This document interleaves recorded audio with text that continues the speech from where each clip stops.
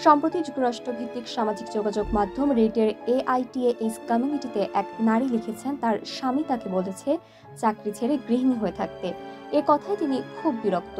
তবে সে তাকে বোঝাতে চাচ্ছে পরিবার ও সন্তানদের ভালোর জন্যই এমনটা বলছে, কারণ ও ভালোভাবে তাদের ভরণ পোষণ করতে পারবে। এ পোস্টের শিরোনামে তিনি একটি প্রশ্ন ছুড়ে দেন, তাকে গৃহিণী হিসেবে দেখতে চাইলে তার স্বামীকে কোম্পানির অর্ধেক দিয়ে দিতে বলাটা কি অন্যায় হয়েছে? এমন দাবির পেছনে কারণও উল্লেখ করেছেন ওই নারী। তার মতে, বৈবাহিক সম্পর্কে থাকা অবস্থায় অর্থ যেভাবে আছে সেভাবেই থাকে, কিন্তু আজকাল অনেক বৈবাহিক সম্পর্ক যেভাবে ভেঙে যেতে দেখা যাচ্ছে, তাতে তিনি তার ভবিষ্যৎ সুরক্ষিত রাখতে চান। তার যুক্তি হলো, এত বছর ধরে সংসারের দেখভাল করার পর স্বামীর সঙ্গে যদি কোনোদিন তার বিচ্ছেদ হয়ে যায়, তখন তিনি একেবারে নিঃস্ব হয়ে যাবেন।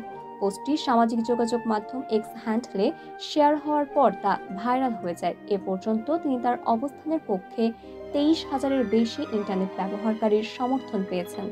পোস্টের নিচে মন্তব্যের ঘরে অনেকেই লিখেছেন তার দাবি ন্যায্য।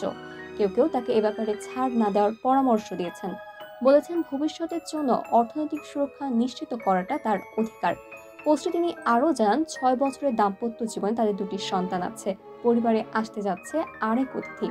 এ অবস্থায় স্ত্রীকে চাকরি বাকরি ছেড়ে সন্তান লালন সহ বাড়ির দেখভাল করতে বলেন স্বামী। এর জেরে স্বামীর নামে থাকা কোম্পানির অর্ধেকের মালিকানা দাবি করেন স্ত্রী। পরে ওই নারী আরেক পোস্টে সুখবর দিয়ে জানান তার স্বামী দাবি মেনে নিয়েছেন, তাকে কোম্পানির 49% মালিকানা দেন তার স্বামী।